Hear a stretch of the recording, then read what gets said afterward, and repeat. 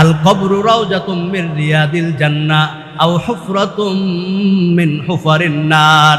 যারা নামাজ পড়বে না, আল্লাহর হুকুম মানবে না, যেমন মনে চায় তেমন চলবে, রাত্রবেলা নামাজটা না পড়া টিভি দেখতে দেখতে ঘুমিয়ে যায়, আছে না নাই? আছে না?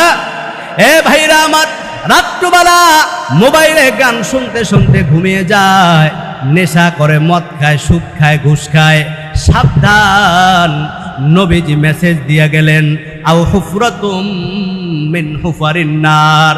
এই গুনাহ নিয়ে যখন মৃত্যুটা হবে, আমার ওই হতভাগা উম্মত যখন কবরের মধ্যে রাখা হবে, তার ওই কবরটা জাহান্নামের একটা গর্ত হয়ে যাবে।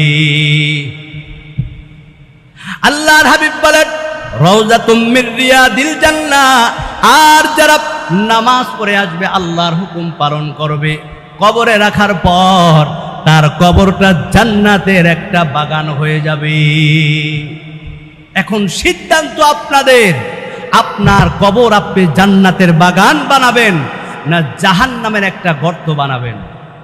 এই কবরের স্থানটা, ওই 3.5 হাত ঘরটা আপনার আমার সুখময় জান্নাতের বাগান হোক, আমরা চাই কি চাই না?